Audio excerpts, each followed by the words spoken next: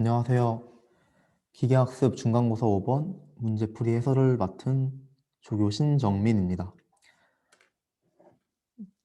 문제 5번 같은 경우에는 이제 꽤나 어려운 문제에 속하는데요. 일단은 이직을 희망하는 직원을 예측해주는 문제입니다. 그래서 학습 데이터로는 직원의 개인정보와 이직 희망 여부가 제공되고 테스트는 직원의 개인정보만 제공이 되겠죠. 네, 그래서 보시면은 컬럼이 총 14가지가 있어요. 직원의 고유 아이디, 도시코드, 개발지수, 그리고 직원의 성별과 데이터 사이언스 관련 경험 등등등 해가지고 마지막에 저희가 프리딕해야 될 이직 희망 여부까지 총 14가지의 데이터가 존재를 합니다. 근데 이 5번 문제가 상당히 까다로운 이유는 이제 상당히 데이터가 더러워요. 난값이 각 컬럼마다 거의 난값이 다 존재를 하고 있고 문자열도 상당히 이제 막 이렇게 20보다 이상인 경우부터 해가지고 제가 알기로는 이 CT 디벨롭먼트 인덱스와 그 다음에 이제 트레이닝 아울 제외하고는 나머지가 다 그 문자열 데이터로 되어 있어서 이 데이터들을 다 벡터화 시켜주는 과정이 필요합니다. 네, 그래서 지금 보시면은 이직 희망 여부는 이제 레이블로 사용할 컬럼이라서 제외시키고 직원 아이디 같은 경우에도 학습에는 그렇게 중요한 컬럼이 아니기 때문에 제외를 시키고 도시개발 지수와 이수한 교육 시간 역시 이제 이미 인트나 플루트형으로 그 실수 데이터이기 때문에 그 외에 그걸 제외를 시켰고요. 나머지 이제 데이터들이 다 문자열로 되어 있는 오브젝트 타입의 데이터들입니다. 그래서 도시 코드 같은 경우에는 다음과 같이 CT1부터 해서 CT175까지 총 123종류의 이제 도시 값이 존재하고 있고요. 직원의 성별은 이제 메일과 피메일 뿐만 아니라 이제 아덜이라는 또 종류가 있는데 이 아덜이 정확히 무엇을 의미하는지는 잘 모르겠어요. 근데 이제 난값도 같이 이제 존재를 합니다. 그리고 데이터 사이언스 분야 관련 경험도 이제 다음과 같이 이 두 가지 있다 없다 존재하고 있고 대학의 등록 여부도 대학을 다닌다, 대학을 안 다닌다, 대학을 이제 파트타임으로 다니고 풀타임으로 다니고 그리고 이 난값이라는 그 노이즈 값이 존재합니다. 대학 그리고 이제 학위 같은 경우에도 이제 뭐 중학교 졸업, 고등학교 졸업, 이제 뭐 대학교 졸업, 석사, 박사 그리고 난값이 존재하고 뭐 그 외에도 전공도 존재하고 경력 뭐 이런 식으로 이제 분포가 이루어져 있는데 보시면은 이 CT, 네, CT 값을 제외하고는 도시 코드 값을 제외하고는 도시 코드와 이제 관련 데이터 사이언스 분야 관련 경험 이 컬럼을 제외하고는 대부분의 컬럼들이 다 난값이 존재하고 있어요. 그래서 이 난값을 어떻게 처리해야 되는지도 이 문제를 푸는 데 있어서 좀 중요한 요소입니다. 그래서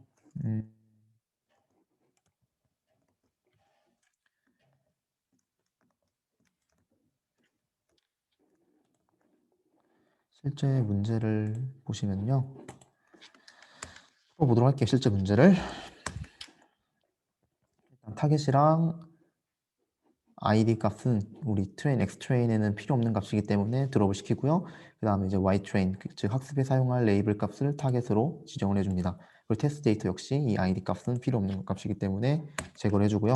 그렇게 해서 x트레인을 보시면은 다음과 같이 이제 존재합니다. 그래서 중간중간에 난값이 존재하는 것을 확인할 수가 있어요.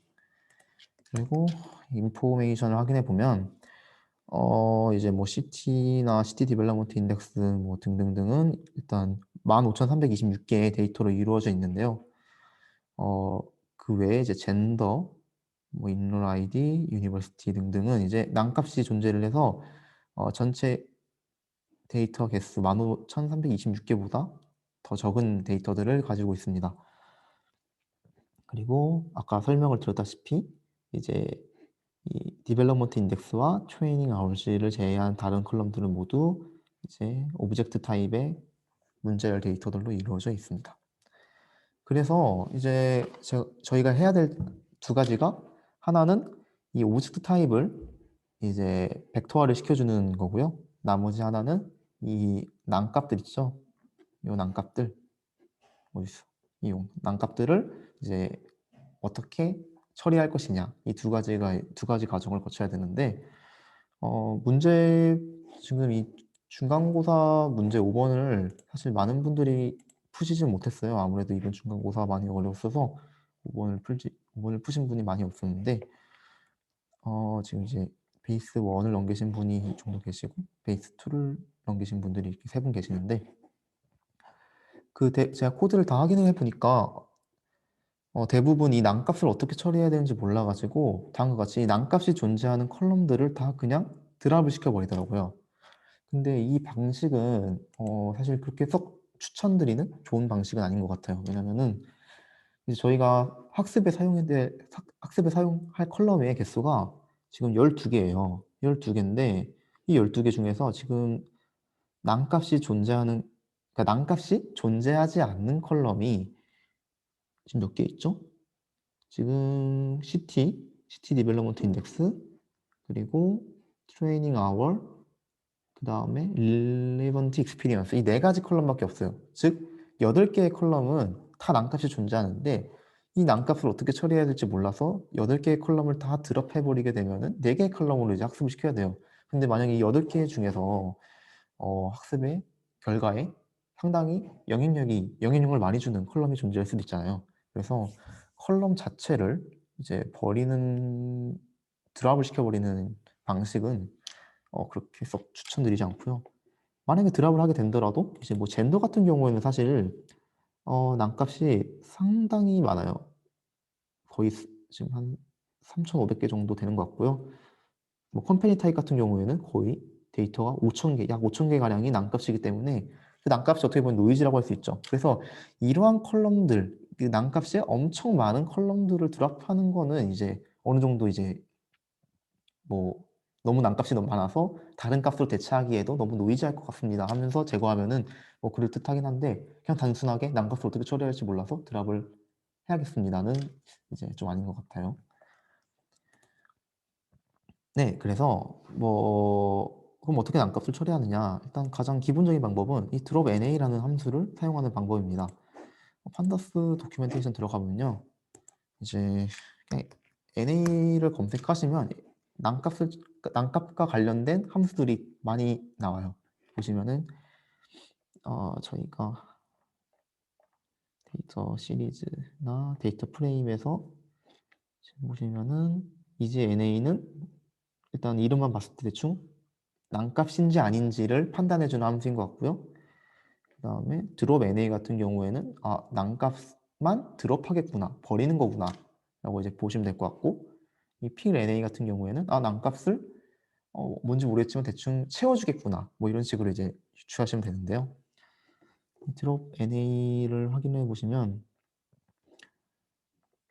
자 지금 예시 이그젬플 보시면 원래 SER이라는 변수에 1, 2 그리고 난값이 존재를 한대요.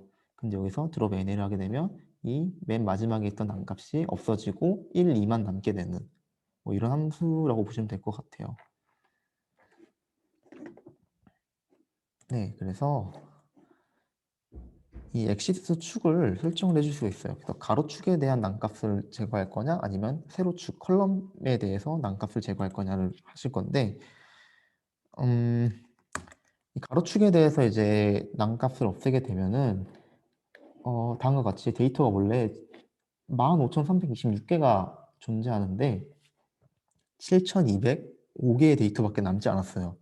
즉, 이 12개의 컬럼들 중에서 하나의 컬럼만이라도 이제 난값이 존재하게 되면은 그냥 그 행 데이터는 제거해 버리는 거예요. 그래서 저희가 거의 그 8개의 컬럼에 이제 난값이 존재했잖아요. 그래서 그 8개의 컬럼에서 하나라도 이제 난값이 존재하면 다 제거하다 보니까 절반이 넘는 데이터들이 다 없어졌어요. 그래서 이 드롭 NA 방식도 그렇게 추천은 드리지 않아요. 그러니까 만약에 데이터가 난값이 별로 없어. 예를 들어서 대부분의 컬럼들이 다 올바르게 15,326이라는 값이 존재하고, 그 다음에 이제 한두 개 정도의 컬럼에서 난값이 한 50, 그러니까 만 5270 정도 이렇게 난값이 적을 경우에, 그러니까 버려지는 데이터가 한 몇 그렇게 일부만 버려질 때는 뭐 이 드롭 NA로 빠르게 그냥 제거해 버리시고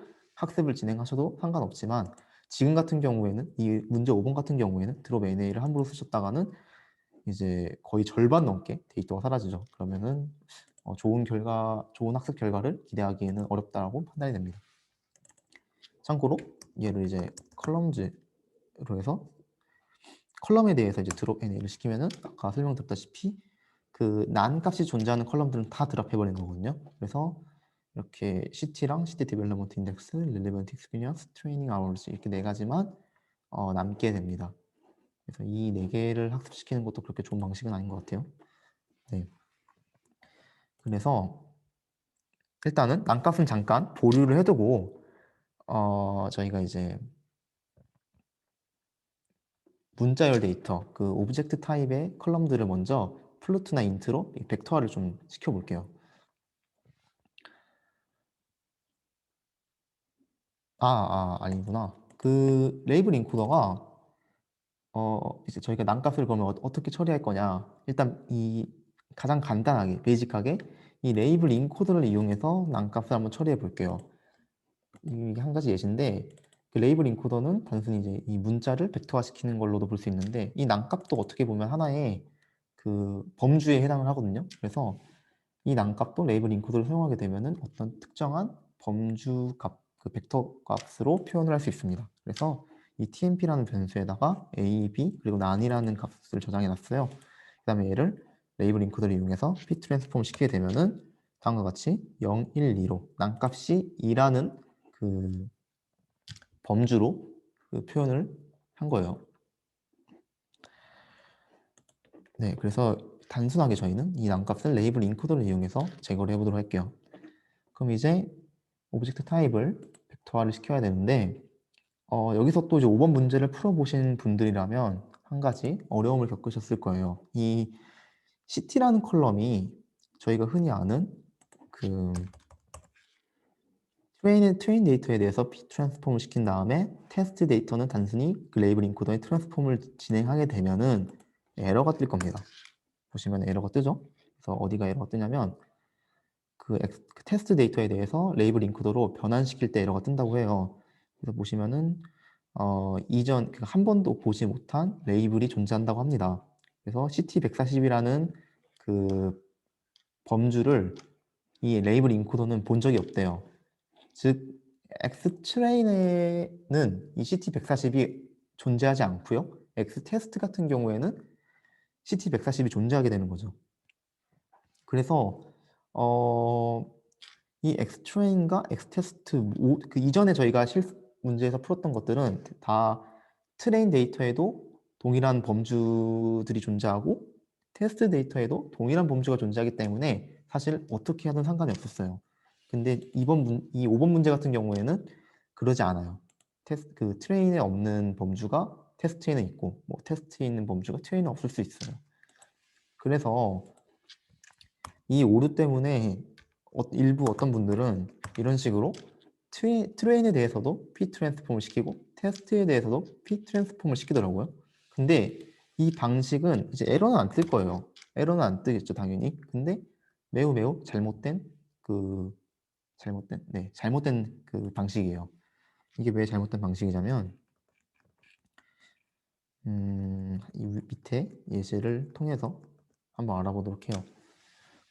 그러니까 데이터 1이라는 변수에 이 a, b, c, d이라는 값이 들어있고요. 데이터 2에는 a, c, d, f, g라는 값이 있어요. 그러면은 데이터 2는 그러니까 데이터 1과 데이터 2가 이제 이 a 그리고 c, d는 이제 동일한 동일한 이제 변수들이 존재하지만 데이터 1에는 b랑 e가 있고 f랑 g는 없어요. 반대로 데이터 2에는 b랑 e가 없고 f랑 g가 있어요. 이 경우에서 이제 똑같이 레이블 인코더를 따로따로, 그러니까 레이블 인코더 LE1에다가는 데이터 1을 p 트랜스폼 시키고 LE2에다가 p 트랜스폼 시키게 되면은 이제 동일한 값이 나올 거예요. 0, 1, 2, 3, 4, 0, 1, 2, 3, 4로 얼핏 보면은 레이블 인코딩, 그러니까 벡터화가 잘 됐구나라고 볼 수 있는데 실제로 우리가 이 0과 1 값을 각각의 레이블 인코더 인버스 트랜스폼 시키게 되면은 레이블 인코더 1 같은 경우에는 A와 B라는 값이 나오고요. 레이블 인코더 2에서는 A랑 C 값이 나와요. 즉, 우리가 얼핏 봤을 때는 0, 1, 2, 3, 4로 동일한 값으로 매핑이 됐겠구나 라고 생각할 수 있는데 실제로 이 데이터 2에서의 1은 C를 나타내는 거였고요. 네, 1은 1에서의 이 값은 B를 나타내고 데이터 2에서의 1 값은 C를 나타내는 그런 식의 이제 그 그러니까 잘못 매핑이라기보다는 서로 다른 값으로 매핑이 되어 있는 거죠. 그래서 만약에 저희가 이 5번 문제 풀 때도 그냥 이 에러가 뜨네, 한 번도 뭐 CT140을 본 적이 없는 그 범주네 해가지고 그냥 이렇게 트레인 데이터에 대해서 피 트랜스폼 시키고 테스트에 대해서 피 트랜스폼 시키게 되면은 이 CT140이라는 값이 이제 이 X테스트에서 CT140이라는 값이 레이블 인코딩을 하면 뭐 예를 들어서 한 16이라고 할게요. 16으로 변경이 됐어요. 근데 이게 X트레인이라는 애에서의 16은 CT140이 아닐 수 있다는 거죠. 그래서 완전히 서로 잘못된 매핑이 됐기 때문에 이제 올바른 방식이 아니다 라고 말씀을 드리는 거고요. 그럼 이제 어떻게 해야 되냐 하면은 그냥 간단해요. 트레인 데이터와 테스트 데이터를 합쳐요. 합쳐서 concatenate라는 그 함수를 통해서 얘네 둘을 합쳐요. 합쳐서 x 데이터라는 변수에 저장을 하고요. 그 데이터는 그러면 X트레인에 대한 범주도 가지고 있고 X테스트에 대한 범주도 다 가지고 있기 때문에 그걸 가지고 레이블 인코더를 피트 시키면은 이제 X트레인에 대해서도 트랜스폼이 되고 X테스트에 대해서도 트랜스폼이 되겠죠. 그래서 이러한 방식으로 이제 진행을 하면 되는데요. 실제로 여기 지금 예시 위에 들었던 똑같은 예시 A, B, C, D랑 A, C, D, F, G에 대해서 이 데이터 1과 2를 컨캣 시켜가지고 데이터 3라는 변수에다가 저장을 해볼게요. 그 다음에 이 데이터 3를 레이블 인코더를 학습시킨 다음에 트랜스폼 시키고 그 다음에 인버스 트랜스폼도 진행을 해볼게요. 그러면은 약간 결과가 다르죠? 아까는 0, 1, 2, 3, 4, 0, 1, 2, 3, 4라는 결과가 나왔는데 지금은 0, 1, 2, 3, 4, 0, 2, 3, 5, 6이라는 값이 나왔어요. 그래서 자세히 들여다보니까 일단 이 0이라는 값을 인버스 시키면은 A라는 값으로 잘 저장이 됐고요. 그 다음에 이제 1이라는 값을 넣었을 때 똑같이 B라는 값으로 잘 매핑이 된 것을 확인할 수가 있어요. 즉, 지금 0이 A로 매핑이 됐고 1이 B로 매핑이 됐고 그 다음에 C가 2, 그 다음에 D가 3, 그리고 E가 4, 그리고 F가 5, G가 6 이런 식으로 레이블 인코더가 매핑이 되어 있는 거죠. 네, 그래서 이러한 방식으로 이제 레이블 인코딩을 진행하면은 되고요. 사실 이 5번 문제 같은 경우에는 이 CT 컬럼만 이제 X트레인에서는 본 적 없는 범주가 X테스트에는 존재하는 뭐 그런 경우고요. 다른 컬럼들은 사실 별 문제 없었을 거예요. 별 문제 없이 레이블 인코딩이 됐을 텐데 그래도 혹시 모르니까 저희가 아까 X 데이터라고 해서 X 트레인과 테스트를 컨캣 시킨 변수로 레이블 인코더를 계속 피시킨 다음에 그 다음에 이제 트랜스폼을 진행을 해보도록 하겠습니다. 그래서 이제 그냥 각각의 오브젝트 타입의 컬럼 8가지를 다 그냥 레이블 인코딩을 하는 거예요. 레이블 인코딩을 하고 네, 그렇게 해서 X트레인 결과를 확인해 보면은 지금 이 D타입이 아까는 오브젝트들이 많았는데 다 인트나 플로트 형식으로 벡터화가 진행이 됐고요. 그 다음에 아까 설명드렸다시피 낭값 역시도 하나의 범주로 볼 수 있기 때문에 레이블 인코더가 그 낭값도 그 똑같이 이제 하나의 범주로 나타냈기 때문에 낭값들도 다 사라진 모습입니다. 다음은 이제 스케일러를 적용한 다음에요. 저는 QDA를 통해서 학습을 진행을 하였고요. 그 다음에 이제 한번 제출을 해보도록 할게요.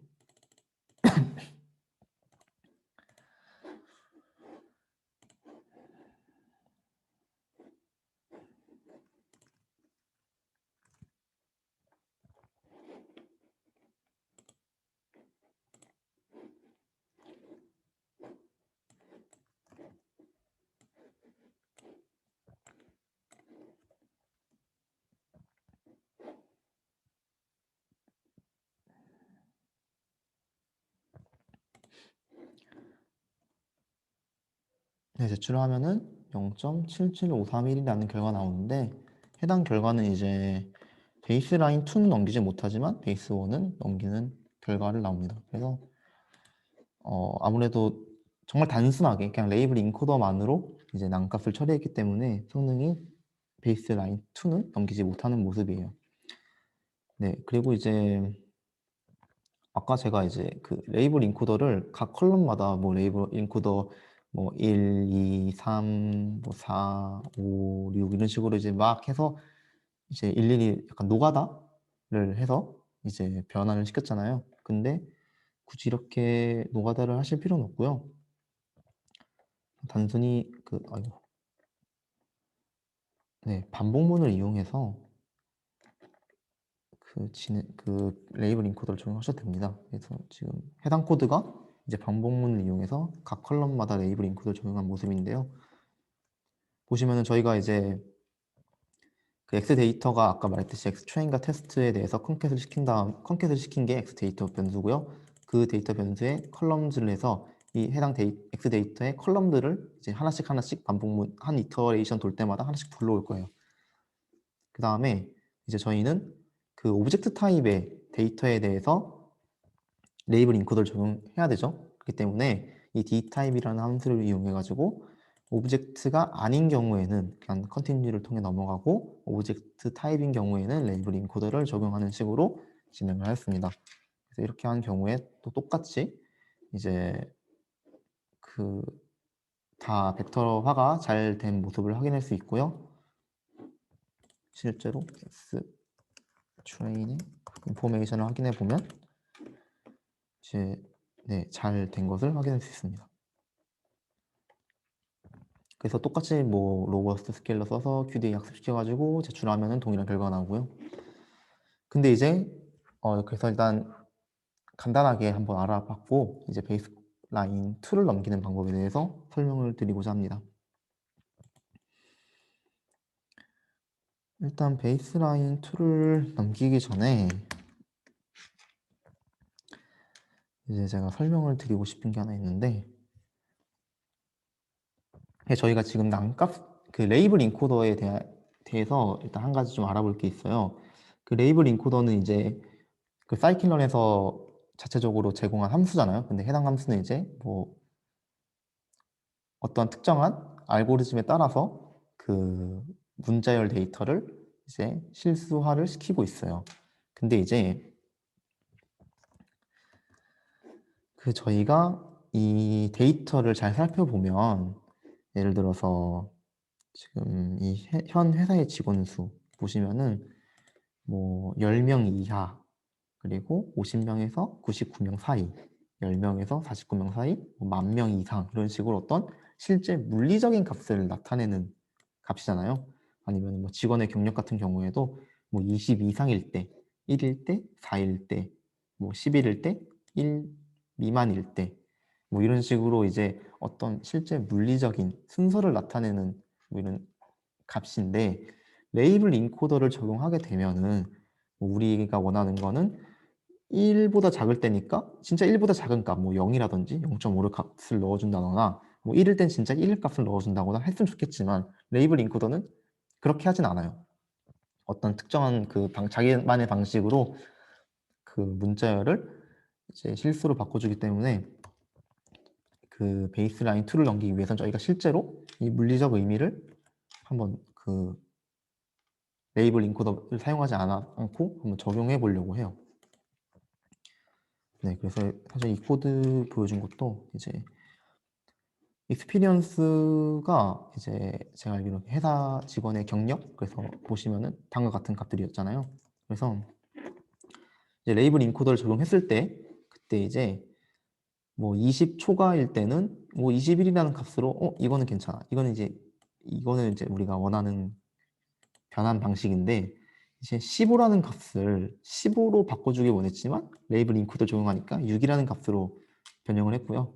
1보다 작을 때 경우에는 한 0이나 0값, 0.5 이런 식의 값을 넣길 바랬지만 뭐 20이라는 값으로 이제 변화를 시켰어요. 레이블 인코더는 11도 2로 변환시켰고 5를 15로 변환시키고 이런 식으로 그냥 물리적인 그런 표현을 잘 못하는 모습이에요. 그래서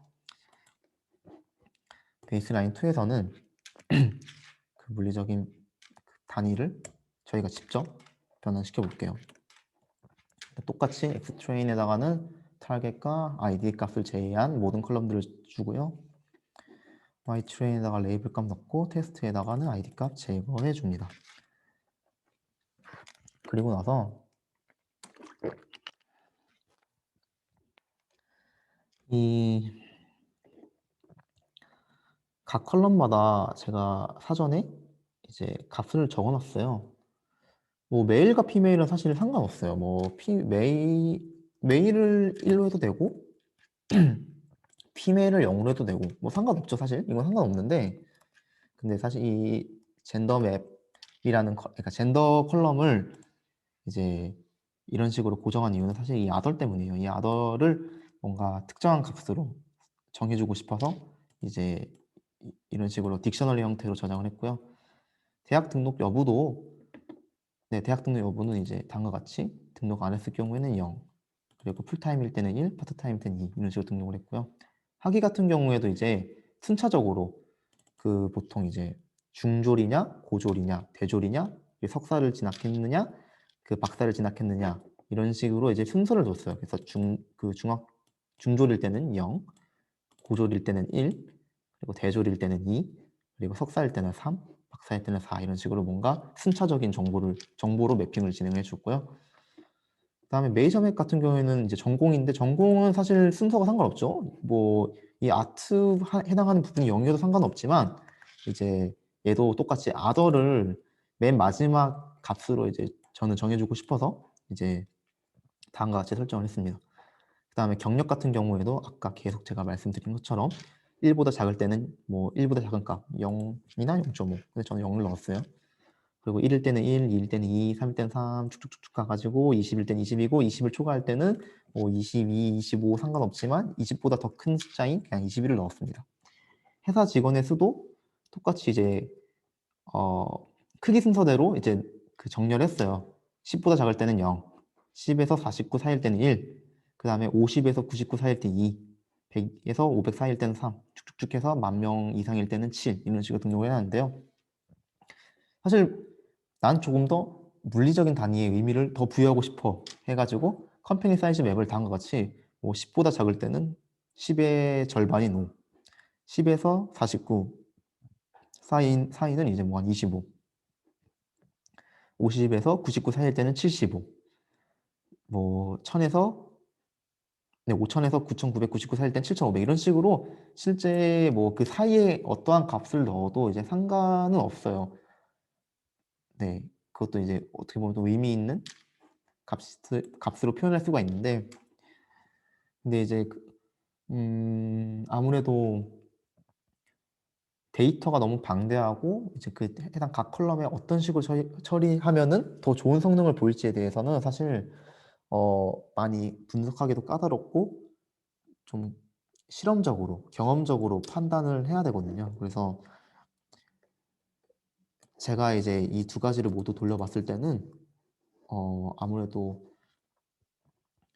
이 밑에 방식은 이 10보다 작을 때 이 5라는 값과 10,000명 이상일 때 이 값의 스케일 차이가 너무 커서 그런지 이런 식의 그 방식보다는 그냥 단순히 그냥 순서 정보로 나열시킨 방식이 더 좋은 성능을 보여서 이런 식으로 매핑을 하였습니다. 뭐 다른 데이터에서는 실제 이런 식의 매핑, 그 실제 값이 10에서 49 사이일 때는 진짜 10에서 49 사이의 값으로 매핑하는 게 더 좋을 수도 있어요. 네, 그리고 이전 회사 입사 연도도 한 번도 없을 때는 0이고요. 1일 때는 1, 4일 때는 4, 4 이상일 때는 5 이런 식의 표현을 했고요.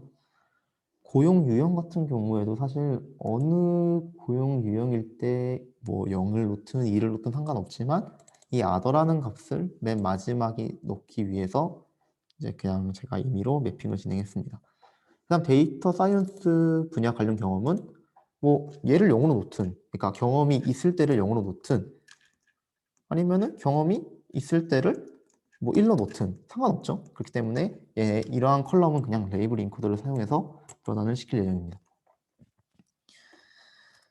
네, 그래서 이렇게 저희가 그 딕셔너리 형태로 저장을 해놨어요. 저장을 해놓고 해당 딕셔너리를 이제 이 판다스의 맵이라는 함수를 이용해서 이제 변환을 시킬 건데요. 맵이라는 함수가 뭐냐면 다음 이제 예제를 한번 보시면 쉽게 아실 수 있는데 이 s라는 변수에 cat 그리고 도그, 남값, 레빗이라는 이제 이렇게 변수들이 존재를 해요. 근데 이제 이 맵이라는 함수를 통해서 cat을 kitchen으로, 도구를 puppy로 바꾸겠다라고 이제 저장을 한 건데요. 이렇게 이제 매핑을 해버리니까 cat에서 kitchen으로 바뀌었고요. 도구에서 puppy로 바뀌었어요. 근데 이제 저희가 이 레빗을 지정해주지 않았죠. 레빗을 지정해주지 않았기 때문에 레빗은 자동으로 난값이 되는 모습입니다. 그래서 똑같아요. 그 저희가 이런 식으로 각각의 그 문자열 그 범주들에 대해서 실수 범주로 지정을 해줬죠. 사전에 지정을 해줬기 때문에 해당 그 딕셔너리 변수를 이제 맵 함수의 입력으로 해가지고 저희가 레이블 인코더 대신에 변형을 시킨 겁니다.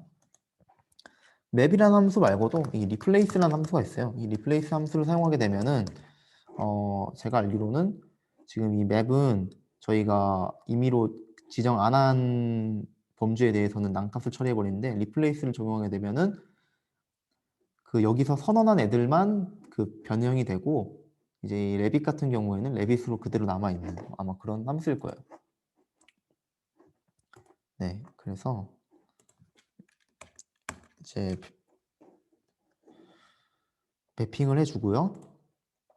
그 다음에 이제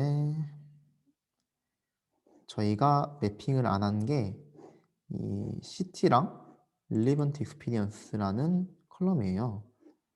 그래서 해당 컬럼들은 레이블 인코더를 사용해서 이제 변형을 시켜줄게요. 사실 이제 city 같은 경우에도 사실 레이블 인코더를 굳이 사용하실 필요는 없거든요. 보시면은 city 값에 city 언더바 103, city 언더바 40 이런 식으로 각각의 city에 대한 id 값이 변수에 나와 있어요. 그래서 사실은 이 뒤에 값들을 그대로 사용하는 것도 어떻게 보면은 뭐 의미 있는 그 표현 그 방식이 될 수가 있는데 그래서 뭐 이 반복문 코드를 통해서 사실 뒤에 있는 id 값만 가져와 가지고 city에 넣어줄 수도 있어요. 보시면은 이 city id라는 변수에 각각의 변수들이 존재하고 있고요. 스플릿이라는 함수를 이용해서 실행해 보면은 이 언더바를 기준으로 city와 103이 스플릿 되는 것을 확인할 수 있어요. 그래서 이 중에서 이 103만을 가져와 가지고 이제 실제 city 값에다가 넣어주게 되면은 이제 레이블 인코더를 사용하지 않고도 그 실제 id 값을 넣어줄 수가 있습니다. 근데 저는 그냥 레이블 인코더를 사용하도록 할게요. 그래서 이제 엑스트레인을 출력해 보면은 일단은 문자열이었던 데이터들은 다 그 플로트나 인트 형식으로 변형이 됐어요. 하지만 저희가 그 레이블 인코더를 사용한 것은 아니고 맵 함수를 사용했기 때문에 이제 난값들이 존재를 하게 되죠. 그래서 이 난값들을 어떻게 처리해 줄 거냐 하면은 사실 이 난값을 처리하는 방법이 제가 그 아까 베이스라인 1 설명할 때 뭐 drop NA라는 방식, drop NA를 사용하셔도 좋지만은 이제 상황을 봐가면서 사용하셔야 된다 했고, 그리고 레이블 인코더를 사용한 방식도 있다 했는데, 이제 예를 들어서 이렇게 문자가 아니라 그 플로트나 인트 같이 실수형 데이터에 대해서는 이제 레이블 인코더를 사용할 수 없잖아요, 해당 컬럼에. 그래서 이제 뭐 평균 값으로, 그러니까 plNA라는 함수를 이용해서 이제 해당 컬럼의 뭐 평균 값으로 난값을 대체할래를 해도 좋고요. 아니면은 해당 컬럼에서의 채빈값, 제일 자주 나온 값으로 난값을 대체할래, 이런 식으로 대체를 해도 좋습니다. 근데 저 같은 경우에는 그 이 젠더라는 컬럼과 메이저라는 컬럼, 그리고 컴퍼니 타입이라는 컬럼이 그 other라는 값이 있었다 했죠. 보시면 이렇게 other라는 값이 존재를 했어요. 그래서 해당 other에 대한 값을 이제 난 값으로 넣어주면 되겠다라고 이제 저는 생각을 했어요. 그래서 그 젠더 같은 경우에는 그 난 값을 other인 2로 이제 변형을 시켜줄 거고요. 그 다음에 메이저와 컴퍼니 타입 같은 경우에는 other가 5였기 때문에 난 값을 그 other로 넣어 주었습니다. 그 다음에 이제 그 외에 other라는 그 범주가 없는 컬럼들은 이제 fill NA라는 함수를 통해서 이제 마이너스 1 값으로 채워 주었는데요. 뭐 평균값을, 아까 말했듯이 평균값을 넣어도 되고 채빈값을 넣어도 되지만, 저 같은 경우에는 이제 그 혹시나 이 난값이 뭐 평균이 아닐 수도 있고 채빈값이 아닐 수도 있잖아요. 완전히 다른 값일 수도 있기 때문에 마치 저희 그 보기 지문에 답 없음이라는 그 선택지처럼 이제 아무데도 해당 사항이 없다라는 의미로 그냥 저는 임의로 그냥 마이너스 1이라는 값으로 그냥 채워 넣었습니다. 그래서 이 xtrain이 인포메이션을 확인해 보면은 아까까지 난값이 있었는데 지금은 타입도 다 인트나 플로트로 벡터화가 되었고요. 그러니까 난값도 다 없어지고 온전한 데이터로 존재하는 것을 확인할 수가 있습니다. 그 다음엔 똑같아요. 이제 스케일러를 적용하고요. 그 다음에 QDA 함수를 이용해서 이제 프리딕을 해보고 킥을 리더보드에 제출해 보도록 할게요.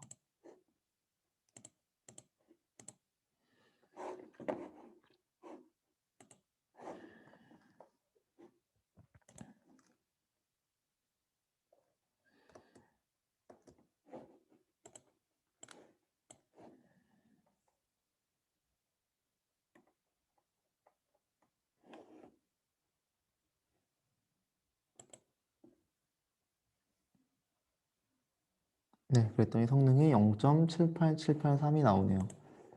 베이스라인이 0.78209니까 네, 더 높은 성능을 보였습니다. 일단 해당 문제가 그 상당히 이제 복잡해요. 데이터 그 컬럼도 개수도 많고, 그 다음에 난값도 많고, 이 난값을 어떻게 그러니까 레이블 인코더를 이용해서 이제 벡터화도 시켜주면서 동시에 난값도 처리해야 되는 그런 좀 많이 어려운 문제이기 때문에 다들 이제 당황하셨을 것 같긴 한데, 좀 더 이제 복습을 했으면 좋겠습니다. 그럼 이상으로 마치도록 하겠습니다.